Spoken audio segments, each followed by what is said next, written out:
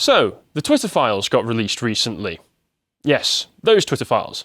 You know the ones talking about how they very intentionally covered up the Hunter Biden laptop story at the end of 2020, something that we already knew about, but now we actually have the evidence to prove for certain that that's absolutely what they did. So we'll be going through that in a moment. First, I'd just like to draw your attention to a recent video that Carl did on the website that I think is also available on our YouTube channel, lotusheaters.com, which you should definitely subscribe to if you're not aware of that one. This one is about reality against abstraction, and Carl talking about how ideology, you know, everybody's ideological in one sense or another, but most people live within such deep layers of ideology that they can only view reality through that lens, which is not necessarily accurate to the concrete reality that we observe. And you can see this through leftists talking about things like racism and how you need to deal with systematic racism to be able to get rid of crime rates in certain neighborhoods. But then when you do that, all of a sudden you see crime rates spike and the reality of the situation hits. And Carl is talking about that and how we all need to start trying to live a lot closer to reality. It's a very interesting video and I recommend you go check it out. You might learn something from that. But then, let's get into it. So, out of nowhere, I say out of nowhere, but Elon has been hinting for a while since he bought Twitter that he would have to release some details about some of the shady things that Twitter were getting up to in the years before he took over, so that they would be able to come clean and earn the public trust as they march into the future. And then he just came out with this on Friday evening. What really happened with the Hunter Biden story suppression by Twitter will be published on Twitter at 5 p.m. ET. Now, that's pretty big news. Not a lot of people were expecting that, and he even responded to himself just with a little popcorn emoji. Go back for me, John, please. Saying this will be awesome, and if you scroll down, we were all waiting deeply in anticipation for this to see what was going to come of it, and then he left us waiting a lot longer than we were hoping for. I know I was sat on the edge of my seat, wondering if he'd been Epsteined after he tweeted out saying that we're double-checking some facts, so we'd probably start live tweeting in about 40 minutes. It did end up being quite a bit later than the 5 p.m. I think it was probably closer to about 7 o'clock where he was, but the anticipation was over, and we did get to see what was going on there. Good things happen to those who can wait, I think. Yes.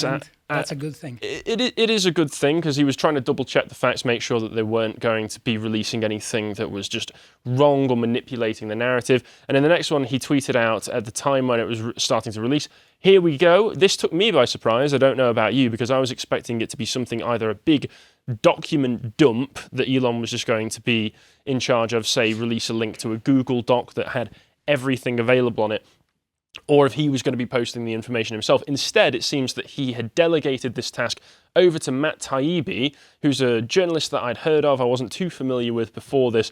Supposedly he was involved in Occupy Wall Street and a number of things, so he's definitely one of those guys who seems to be a little bit more principled in the whole truth to power idea that journalists are supposed to be adhering to. So if I'm getting any of that wrong about Matt Taibbi and there's anything I should know, please let me know in the comments, because I'm not infallible. But what it seems has happened is that Elon released the files to Matt Taibbi. Taibbi read through them and released this massive long Twitter thread explaining exactly what he had found regarding this. So we'll take a quick read through it. I'll try to go over the information as quickly as possible so we can cover the stuff that's happened after this, because the likelihood is if you're watching this, you've probably watched it already, but just for a quick recap. So he went over quite a big introduction regarding this, where he's talking about, oh, this is going to be the first installment in a series, so we know that there's more coming, so immediately I'm anticipating whatever's coming next. Based upon the thousands of internal documents obtained by sources at Twitter, the Twitter files telling in its story of the Twitter's collusion with government and collusion with, well, not necessarily government, but collusion with political parties and the political biases.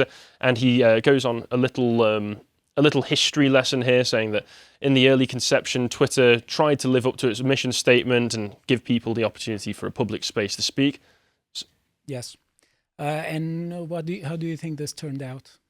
The original mission statement. Well, we know how it turned out. We saw how it turned out. It didn't last long. Yes. Of course, people immediately saw the power that could be attained by having massive influence over a gigantic public space like this. So vested interests began getting involved very, very early on. As time progressed, as Taibbi explains here, the company was slowly forced to add barriers. Some of the first tools for controlling speech were designed to combat the likes of spam and financial fraudsters. And this is a problem that even Musk has run into since he's taken over. He said recently that he went through a big scouring of a lot of bots and spam, and that sadly there were a few false positives on actual people's accounts. So this is something that can just happen without any malicious intent to begin with. Yes. And except the problem was that people started to take advantage of it. Outsiders began petitioning the company to manipulate speech as well. And then by 2020, we've got requests from connected actors to delete tweets, and that had become completely routine. One executive would write to another, more to review from the Biden team. The reply would come back handled. So Biden just apparently had a team. I don't know if Biden himself knew about this, but... Are you sure, or are you a bit bad? Am I bad? No, I don't think so. Am I a bad that was person? Rhetorical. I don't think so. I like to think I'm a decent enough guy, but once again, I'm not infallible. Correct me down in the comments below if you're interested. Celebrities and unknowns alike could be removed or reviewed at the behest of a political party. And here we can see an additional report from the DNC, so the Democratic National Convention, just like, can you get rid of these for us, please? No problem.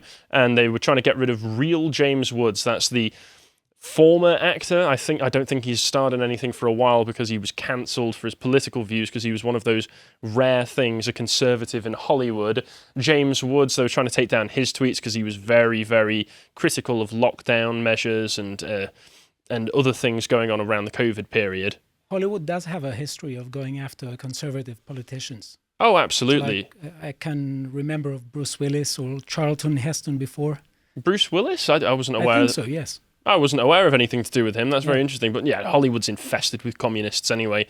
And even those who are probably a bit more based don't seem to have any room to be able to speak up if they want to maintain their career. Yeah. He carries on. Both parties had access to these tools. System wasn't balanced.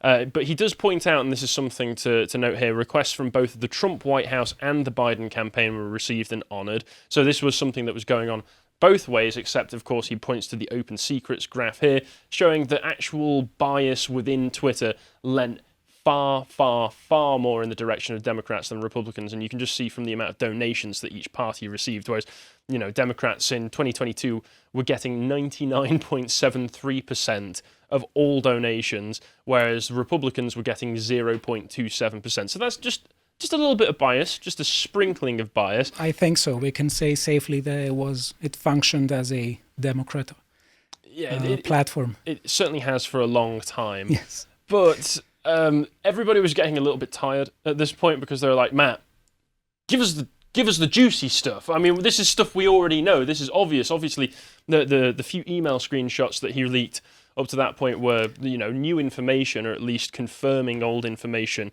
So that was interesting, but we were like, we want the good stuff.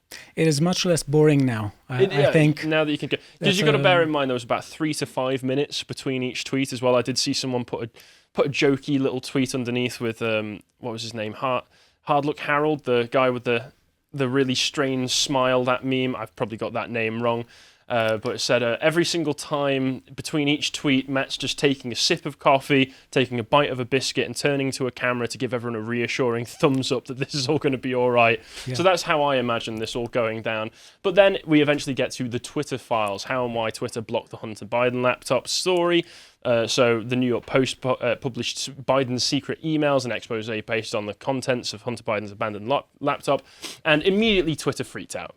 Or at least the Twitter higher-ups started to freak out, and they started to take extraordinary steps to suppress the story, removing links and posting warnings that it may be unsafe. They blocked its transmission via direct message, which was previously only the realm of things like CP being sent over Twitter. They'd never done this before, but if you sent it over a DM in Twitter, then bam, that was just gone. The person you sent it to couldn't access that. The White House spokeswoman Kayleigh McEnany was locked out of her account for tweeting about the story, prompting a furious letter from the Trump campaign staffer Mike Hahn, who seethed, at least pretend to care for the next 20 days.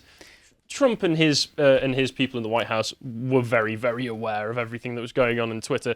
Trump probably had some of the inside details as well, but why do you think that they suppressed it?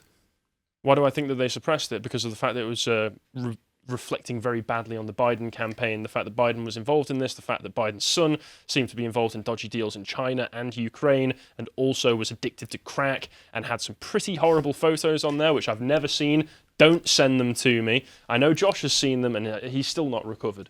I don't want to see them. You may have seen Josh smile. It's a lie. He can't anymore.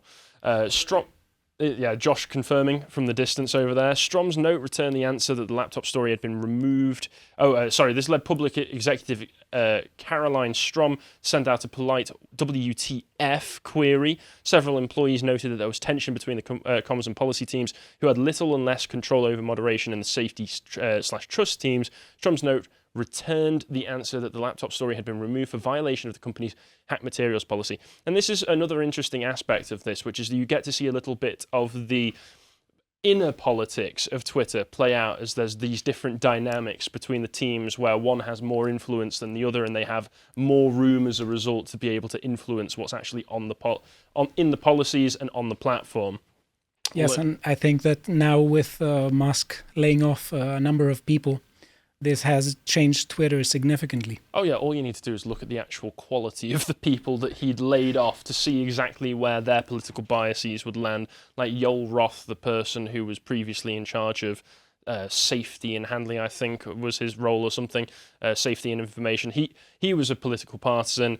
There was one of those people who just turned out to be trans. So it's like, I wonder exactly what you were trying to censor. Oh, there's so much dangerous speech out there. No, it's just speech that makes you feel bad about yourself because you're ridiculous.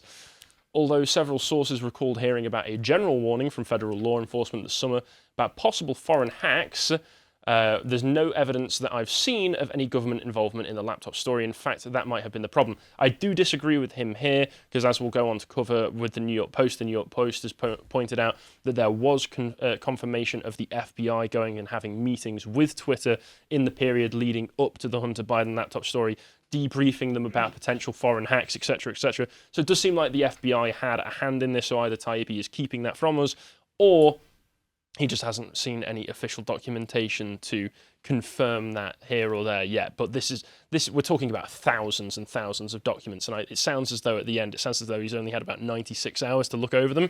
So yes. That's a nice long time, but you're still talking about potentially weeks or even months of work, depending on how many thousands of documents there are. It is very scary to think that you have a president and a presidential team who have evidence of bad stuff about Hunter Biden, and no one listens to them.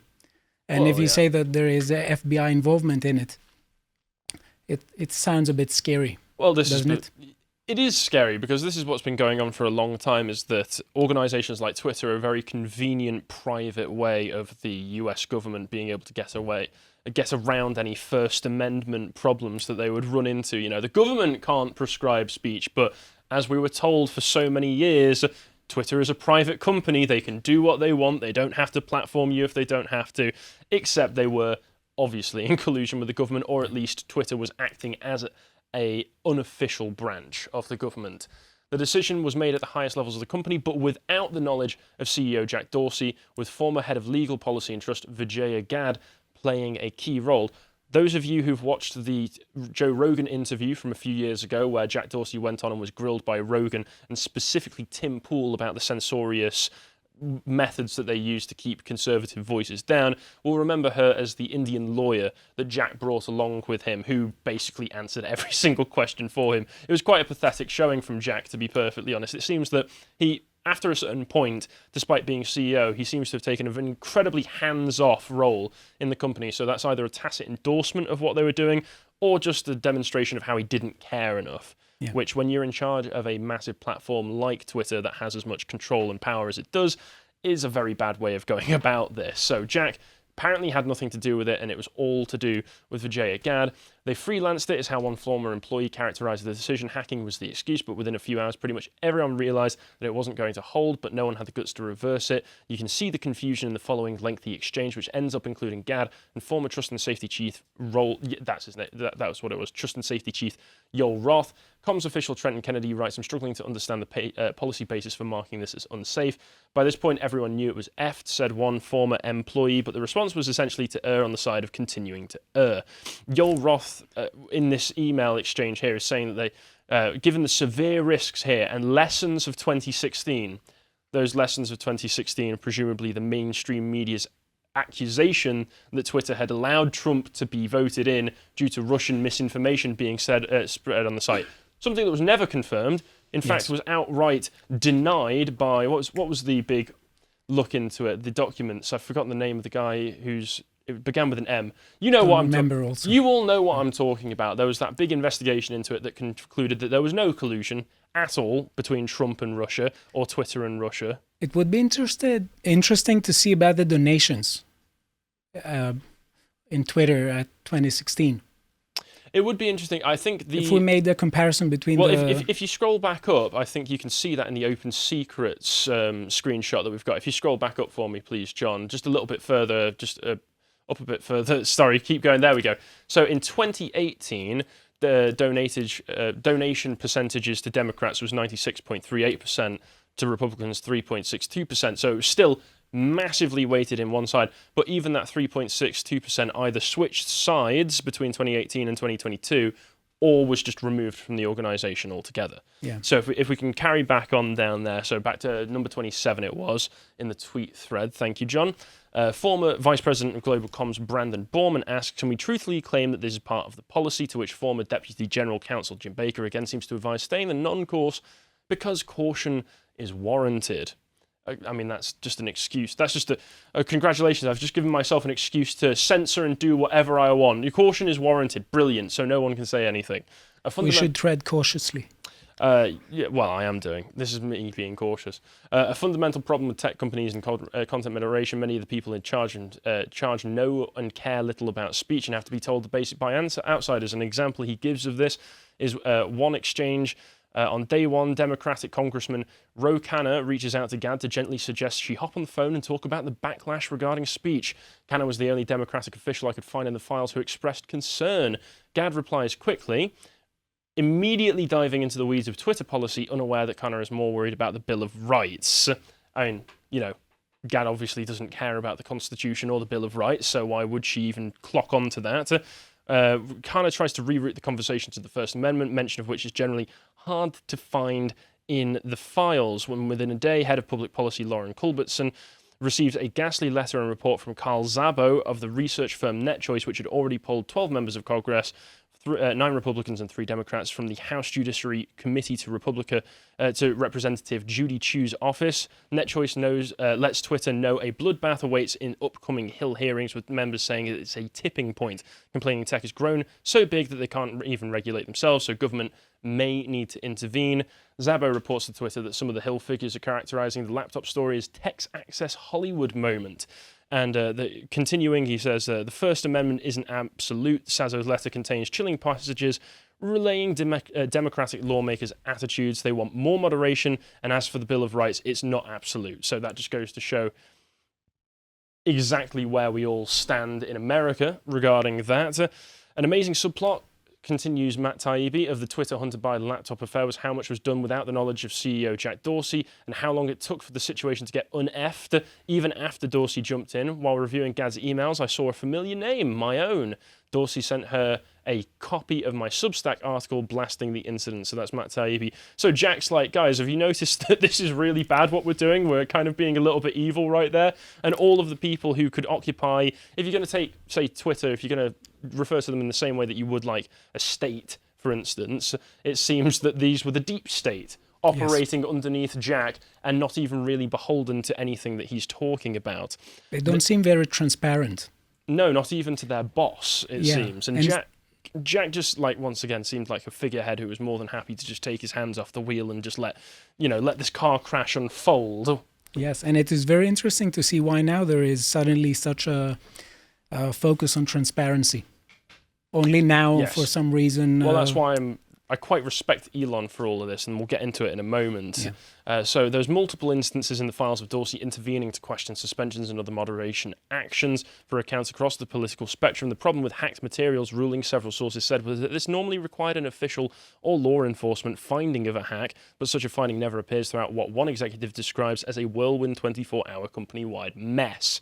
and you've got the big email here. And sorry, I'm not going through all of this in as much detail because I want to get to further on into this story. And you've got the link below, so if you want to read through all of this yourself, if you haven't already, then you can feel free to do so. And then Matt Taibbi signed off saying, it's a whirlwind 96 hours for me. There's much more to come, including answers to questions about issues like shadow banning, boosting, follow accounts, the fate of various individual accounts, and more. The issues are not limited to the political right. And good night, everyone. Thanks to all those who picked up the phone in the last few days. So thank you, Matt Taibbi, for posting all of that. That's all we got for now. Elon did later go on to do a live Twitter Space Q&A where there was 1.1 million total listeners tuned in live at one point, and you can find the upload of that recording here if you go to the next one. One of the people involved in it, Kim.com, posted it on YouTube, the Twitter Files Elon Musk interview. I listened to a bit of it, not had the chance to listen to all of it, but just to confirm that Elon was asked at one point how he's feeling in terms of his mental health, and he said that he's feeling fine, he's feeling great, and in fact that if anything bad were to happen to him that appears to be of his own hand, don't believe it, it's fake. So Elon will not kill himself, is basically what he said. He's not suicidal.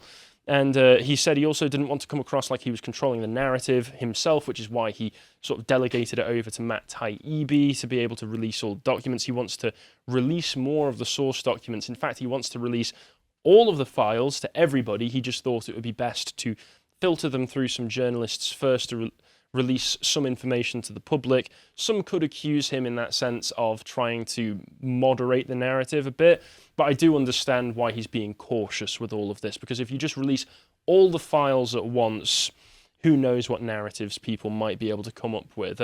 And he actually, respect to him as well, he actually immediately, the second he joined, got grilled on how dedicated to free speech he was by between doing this and then also at the same time resuspending Kanye. And he did take it like a champ, and I think I can understand the reasoning that he gave there. He also said in doing stuff like this, he's trying to encourage a competition between other social platforms over truth rather than pure engagement, which I respect, because can you imagine all the truth coming from Twitter, the fact that Twitter is now suddenly a space for journalists and other people to be able to really dig deep into topics without a fear of censorship. If that gets more engagement, which it seems to be doing, then that might force other platforms to loosen up. He even was speaking about opportunities to release video content on the site and even get monetized for it. So can you imagine if a more free speech-based Twitter starts to become a true competitor to YouTube? That would be very, very interesting. Yes, and I think Musk is really clever in this because he's getting the public hooked. Oh yeah, he is. He's a born marketer. Yes, he knows what he's doing. I think he definitely uses this to apply pressure to all people from all sides who are coming after him. And I respect him for doing so, because that's just smart business as far as I can tell. And it's nice to see somebody involved in business who is just a smart businessman. Exactly. I mean, that's nice to see. There were also a lot of random celebrities showed up in the Twitter space as well. Ben Stiller showed up at one point, which I don't know if he's trying to get more politically involved.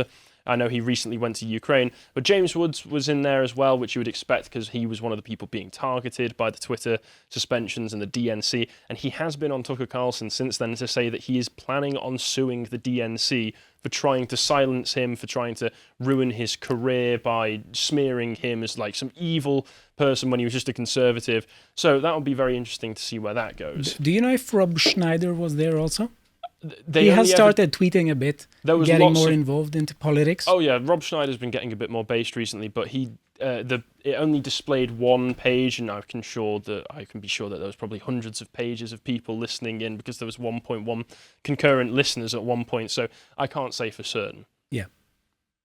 There is more to come as well, because Elon tweeted out on Saturday, on Saturday, saying tune in for episode 2 of the Twitter Files tomorrow. And then on Sunday said, looks like we'll need another day or so. And he didn't do it last night either. So, we're still waiting, Elon. If everything's okay, Elon, please tweet twice, do something, blink for us, just anything to make sure that you're okay. I think he is still tweeting from his account. So I assume he's fine. They're probably just still going over the information. So if you're wondering, No, I hope he's faster than James Cameron in giving us a sequel. I do too. I really hope so. I hope it doesn't get Elon 13 years to upload Twitter Files too.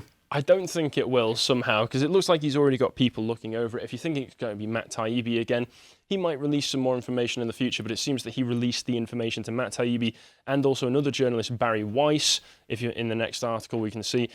So they're both in charge of looking over it and releasing that information once they've got everything together. He said, I gave Barry Weiss access to the Twitter files an hour ago, he said during the Twitter space. At some point, it might make sense to have them publicly available so that anyone can look at them. That's all of the documents. General idea is to surface anything bad that Twitter has done in the past, which is very exciting.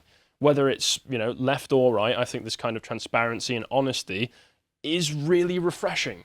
It is, and it's nice to see how people think and what goes on in their minds. Yeah, and we've got to remember as well, this isn't something that's just unique to the US as well, because other people have been asking him about what was going on in things like in other countries that Twitter might have been influencing the information that was available to people in certain countries. And Elon himself responded to this, if you scroll down, said, I've seen a lot of concerning tweets about recent, and I'll be coy here, recent developments in Brazil's politics. If those tweets are accurate, it's possible that Twitter personnel gave preference to left-wing candidates, which I would not be surprised of at all. So we might be able to get some more information on stuff regarding that. So this could blow open not just the US, but also the global political sphere as well, because we want to see how much Twitter has been influencing across the world. We've also got extra information on Vijaya Gad, since she's been fired from Twitter. I think that was one of the first things that Elon did. He was like, you, gone. Good man. And Li Fang says that Taibbi confirms, Vijaya played a key role in suppressing the Hunter Biden laptop story. After this, Gad was later appointed by the Biden administration to an advisory role shaping the Department of Homeland Security's disinformation policy. Always funny how it always ends up like that, doesn't it? She was appointed to the DHS panel in December 2021 as part of a team crafting policy for combating misinformation and disinformation impacting the security of critical infrastructure. So a blatant partisan who is not afraid to use the power that she's given to censor and just bully other people whose political opinions diverge from hers. So that's very interesting. You may be wondering in this, wow, this is a huge story. The mainstream media must have really just taken the opportunity to jump on. No, of course they didn't. Immediately after this happened, the mainstream media was almost completely dead silent about this because they don't want to acknowledge it, because other than the New York Post, most media organizations were complicit in this. Exactly. They were either cheering on the censorship because they were just screaming Russian hoax, or it was a situation where they just they were complicit in covering it up. So we've got Carl Becker saying, here's the Big Four's recent front page headlines since Elon Musk released the Twitter file, showing one of the biggest scandals in US politics since Watergate. So just click on some of these. What did these organizations think? New York Times thought that China and COVID was bigger news. All right, that's big news, fair play. The Washington Post was talking about Ukraine, fair play, big news, but also, okay, let's carry on. That's not anything to do with Twitter. And Iowa caucus is built on myth, apparently. And if we carry on as well, Los Angeles Times, horrific crash, law enforcement recruits to cope as they return to class, I'm sure all of these were big stories and important, but seems to be suspicious that they were leaving one particular one out. Yes. And then there was the... not only just one, the main one. Yeah, the main... This should be the main news. It shouldn't be just, thrown away. Gigantic collusion between a public and private enterprise to be able to affect political developments in the US. Yeah. Pretty important. That should be published. Pretty important that all of these organizations are more than happy to support Hunter Biden being a complete degenerate who's also massively corrupt in China and the Ukraine. But okay, carry on. And we did see, however, the 27 most embarrassing reactions to Taibbi. There's a nice thread in this Mediaite article, where if you just scroll down, we can see a few of them, because the mainstream media publications may not have wanted to talk about it. But you can be damn sure that random blue checkmark talking heads, I know blue checkmark isn't the insult it used to be because you can buy it now, but still, I'll use it. You had Ben Collins, imagine throwing it all away to do PR work for the richest person in the world, humiliating S. Yeah. All right. Chris Hayes watching some of the most famous, most powerful and richest men red pill themselves into disaster. Pretty wild. And it just goes on like this. Everybody's just saying, oh, now you used to be part of the Occupy Wall Street movement and now you're carrying water for the richest billionaire in the entire world. How can you sleep at night, Matt Taibbi? When obviously all that's happening, it's just out of touch, it's self-serving. These people just want to ignore that they're pawns of the establishment when Matt is the one who's actually, and once again, I don't really know much about him outside of this, so I can't really comment on his character, but in this scenario, he is actually trying to speak truth to power, that thing that journalists always say they like to do. But carrying on, just because there's quite a lot more to get through, because it's quite a long story, well, there's a few more links. CNN did eventually cover this, but they said instead of releasing a trove of documents to the public, Musk's big reveal pointed to a series of tweets by journalist Matt Taibbi, who had been provided with emails that largely corroborated what was already known about the incident. Can you believe that? Yeah. Can you believe that? CNN's just reading through the thread going, pff, pff, this isn't anything anybody didn't already know. Yeah. Amazing. Just reframe it. Just reframe it to just take all attention off the fact that you and other organizations like you lied to the public. Brilliant. They will go after Matt Taibbi, and they are really good at character assassination. Yes, that's one of the things that CNN specializes in. So exactly. And then there was the New York Post article that was pointing out the information regarding the FBI potentially being left out, so you can check that article out for more information. I've covered the broad strokes there. And then there was one very strange reaction from Trump that got a lot of people's knickers in a twist, which was that he went on to Truth Media after all this came out and tweeted out, well, I don't know what the equivalent of tweeting is on Truth Media, but you'll just have to believe me. He said, so with the revelation of massive and widespread fraud and deception in working closely with big tech companies, the DNC and the Democratic Party, do you, and then he says things about things that I'm not allowed to talk about on YouTube, and declare a something or other, or do you have a new something or other?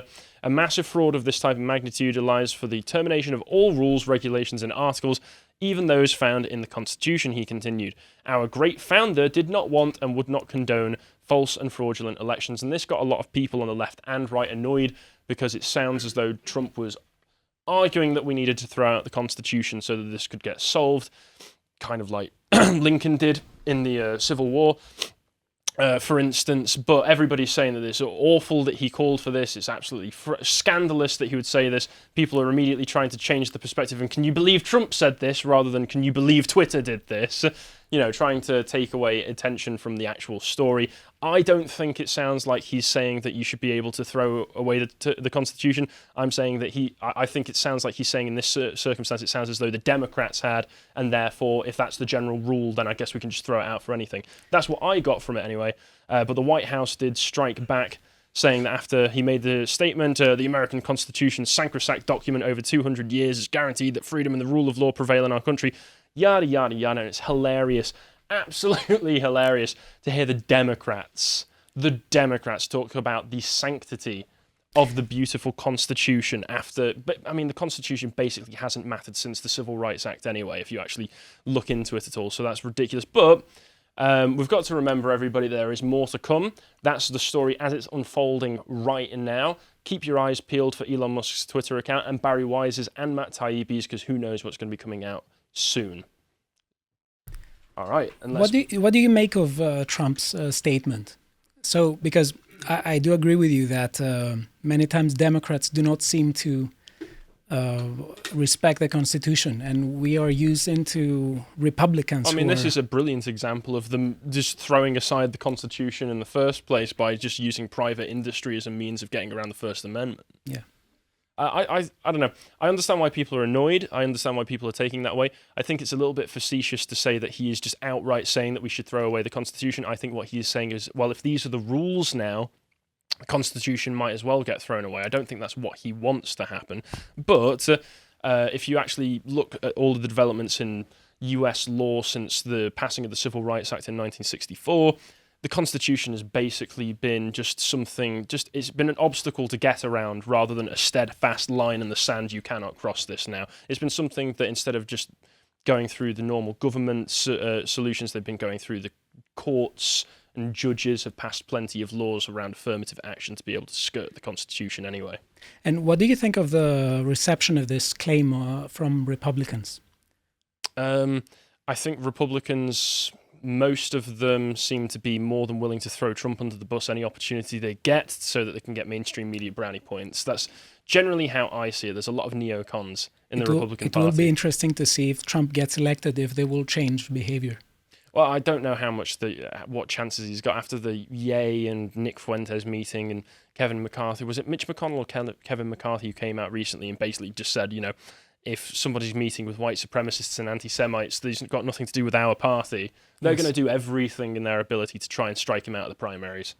Thanks for watching that segment from the podcast Lotus Eaters, and I hope you're all having a very Merry Christmas so far. If you'd like to find more, you can subscribe over at our website, lotuseaters.com, for £5 a month to gain access to all of our wonderful premium content, including this recent article that I wrote on individualism and collectivism and how it's a false dichotomy between the two. If you'd like to learn more about what I'm doing on a day-to-day basis, you can follow me over at Getter at Harry Lotus Eater. Thanks for watching. We'll see you again soon.